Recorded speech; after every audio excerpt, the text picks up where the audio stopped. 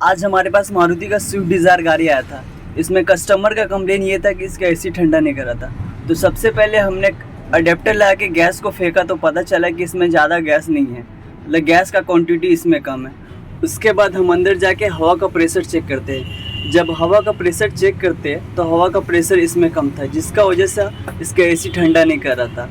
हम 4 नंबर में भी कर रहे थे तो हवा का प्रेशर कुछ ठीक ठाक से आ नहीं रहता है।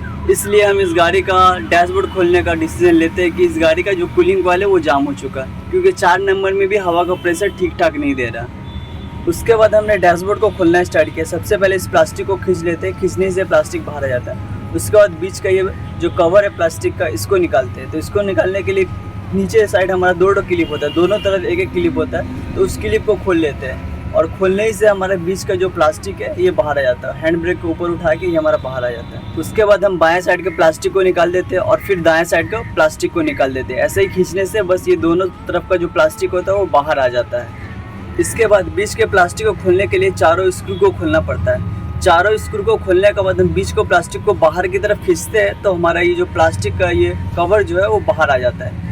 इस कवर को खोलने के बाद हम मीटर के कवर को खोलते हैं। मीटर का कवर को खोलने के लिए इसको सामने की तरफ खींचना पड़ता है। जैसे खींचते ये कवर हमारा बाहर आ जाता है। कवर खोलने के बाद 2 जैक हमें खोलना होता है और एक 12 नंबर बोल्टू खोलना होता है। जैक खोलने के लिए साइड में हमारा पुश करने का एक क्लिप होता है, तो उसको चाप कर हमें बाहर खींचना होता है। चाप करके बाहर जैसे खींचेंगे हमारा दोनों जैक खुल जाता है। इसके बाद हम साइड का ये प्लास्टिक का पैनल निकालते हैं। पैनल निकालने के लिए बस इसे हम ऊपर की तरफ जस्ट खींचते हैं तो हमारा निकल जाता है। नीचे में एक क्लिप होता है। उसके बाद इस प्लास्टिक को खोलने के लिए बाएं तरफ हमें खींचना पड़ता है। बाएं तरफ एक क्लिप होता है जो इसको पकड़ के रखता है, तो बाएं तरफ खींचेंगे तो हमारे ये आ जाएगा, वो एक क्लिप होता है। उसके बाद हम इस प्लास्टिक का कवर को खोल देते हैं। तो 2 स्क्रू खोलने से हमारे प्लास्टिक कवर बाहर आ जाता है। फिर हमारा जो जितना भी जैक है जो हमारे डैशबोर्ड में लगा हुआ है वो सारा का सारा जैक डैशबोर्ड से जुड़ा हुआ हम खोल देते हैं। उसके बाद हमारा जो जैक खोलने के बाद हमारा जो स्टीयरिंग होता है वो स्टीयरिंग को भी खोलना पड़ता है। और ये जो बोनेट को जो खींचता है उससे भी खोलना पड़ता है। और नीचे जो अर्थिंग का तार है उससे भी हमें खोल देना पड़ता है। खोल देने के बाद हमारा जो एडजस्टर होता है, एक हमारा हीटर का जो एडजस्टर होता है, ठंडा और गर्म का एडजस्टर, उससे खोलना पड़ता है। और हवा का डायरेक्शन के लिए एक और वायर होता है, ये हमारा हीटर का है। तो इसमें दोस्तों एक क्लिप होता है जो इसको तार को चाप के रखता है, तो उससे चाप करे हमें बाहर खींचना पड़ता है तो हमारा आ जाता है। और साइड में लोहा का क्लिप को इसे चाप के रखता है, तो उसी प्लास्टिक को चाप कर हमें इसे खींचना पड़ता है तो वो बाहर आ जाता है। तो वो दोनों एडजस्टर खोलना पड़ता है, हवा का डायरेक्शन ऊपर नीचे करने वाला और ये ठंडा गर्म वाला। फिर ये साइड का जो लोहा का जो टीनर आता है उसे खोलना पड़ता है। फिर हम स्टीयरिंग का जो बोल्टू होता है, ऊपर वाला को बोल्टू हमें ढीला करना है और नीचे वाला को हमें पूरा खोल के बाहर निकाल देना है। निकाल देने के बाद हम हथौड़ी की मदद से इसे ऊपर की तरफ ठोकते हैं। ऊपर की तरफ जब ठोकेंगे तो हमारा स्टीयरिंग धीरे धीरे ऊपर जाना स्टार्ट हो जाएगा और इसी तरह से हमारा जो स्टीयरिंग है खुल जाएगा। इसे धीरे धीरे मारेंगे तो हमारा स्टीयरिंग ऊपर धीरे धीरे उठेगा और फिर खुल जाएगा। तो हमें स्टीयरिंग को खोल के बाहर निकाल देना है, झुला देना है। और खोलने टाइम स्टीयरिंग एकदम सीधा होना चाहिए, वरना बाद में प्रॉब्लम हो सकता है कि हमारा गाड़ी टेढ़ा वगैरह भाग सकता है। तो ऊपर वाला अब मैंने टाइट कर दिया और इसको मैंने इस तरह से झुला दिया।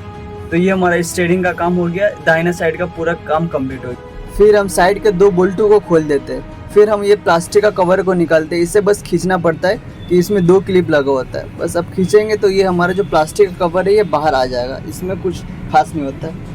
फिर ये हमारा जो हवा का जो पैर का पास जो हवा देता है उसको पाइप को खोलना पड़ता है, क्योंकि हमारे इसके अंदर रेजिस्टेंट का जैक होता है। रेजिस्टेंट का जैक होता है और एक और 2 वायर होता है वो थर्मिस्टर स्विच के लिए। और ब्लोअर का भी जो जैक है उससे खोल के हमें पूरा निकालना पड़ता है, क्योंकि ये डैशबोर्ड से लगा होता है। तो पूरा खोल के इस तरह से हमें पूरा अलग करना पड़ता है, क्योंकि हम इसका डैशबोर्ड को अलग कर देंगे और बीच में जो हमारा एसी का यूनिट है उससे अलग करेंगे। तो ये तीनों वायर जैक को हम अलग करना है। और फिर साइड का जो अर्थिंग होता है और एक ऊपर में जो जैक होता है वाइट कलर का उससे खोलेंगे। और साइड में जो 2 12 नंबर बोल्टू है उससे भी हम खोल देंगे। और फिर आखिर में हमारा वेंटिलेटर का एक जैक बचता है, उससे हम खोल देते हैं। फिर हम गियर लीवर के चारों नट को खोलकर इस तरह से हम सुला देते हैं। अब हमारा डैशबोर्ड खुल चुका है, तो डैशबोर्ड को एसी का यूनिट से अलग कर देते हैं। तो इस तरह से हमारा एसी का यूनिट और डैशबोर्ड अलग हो जाता है। ये हमारा डैशबोर्ड है और ये हमारा एसी का यूनिट है। एसी का यूनिट को बाहर निकालने के लिए हमें सामने से पाइप और जितना भी नट वगैरह होता है सारा कुछ खोलना होता है। सामने से हम वाइपर और कॉल्टअप खोल देते हैं। फिर ये तीनों नट ऊपर का तीनों नट हमें खोलना पड़ता है। और नीचे का हमारा 2 नट खोलना पड़ता है, इधर भी साइड होता है और इस साइड भी हमारा एक नट होता है, तो ये खोलना पड़ता है। और फिर हमारा एसी का जो पाइप होता है जो कूलिंग कॉइल में जाके लगता है, लिक्विड पाइप और सक्शन पाइप, ये दोनों पाइप को खोलना पड़ता है। और फिर हमारा हीटर के लिए भी 2 पाइप होता है, रबर का आप 2 पाइप देख सकते हैं, वो उस पाइप को भी खोलना पड़ता है। इसके बाद हमारा एसी का यूनिट बाहर आ जाता है और फिर हम कूलिंग कॉइल को खोल देते हैं। कूलिंग कॉइल खोलने के लिए नीचे का जो कवर है उसको खोलेंगे, हमारा कूलिंग कॉइल बाहर आ जाएगा। तो ये हमारा कूलिंग कॉइल है जो बहुत ज़्यादा गंदा हो चुका था, जिसकी वजह से एसी ठंडा नहीं दे रहा था। अब हम इस कूलिंग कॉइल को अच्छे से क्लीन कर लेते हैं ताकि जो भी गंदगी इसके फिन के बीच में बैठा वो सारा गंदगी बाहर निकल आए, ताकि हमारा जो हवा का जो स्पीड था वो जो कम हो चुका था वो स्पीड भी बढ़ जाए और हमारा ठंडा भी बढ़ जाए।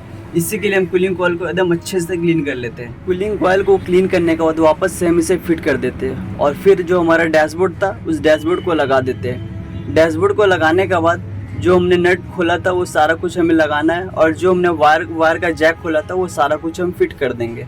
उसके बाद हम बम्पर खोल के रेडिएटर और कंडेंसर दोनों को सर्विस कर देते हैं, ताकि रेडिएटर के फिन के बीच में और कंडेंसर के फिन के बीच में जो भी गंदगी वगैरह बैठा हो वो सारा गंदगी हमारा निकल जाए, क्लीन हो जाए, ताकि हवा का फ्लो सही से होगा। जितना अच्छा हवा का फ्लो होगा उतना अच्छा हमारा एसी ठंडा देगा। इसीलिए हम पानी का प्रेशर से कंडेंसर और रेडिएटर दोनों ही को एकदम अच्छे से क्लीन कर देते हैं, ताकि जो भी हमारा गंदगी वगैरह बैठा हो रेडिएटर और कंडेंसर में वो सारा गंदगी हमारा क्लीन हो जाए। उसके बाद हम कंप्रेसर का मदद से गाड़ी के एसी सिस्टम में हवा का प्रेशर देते हैं। हवा का प्रेशर हम 250 तक देते हैं।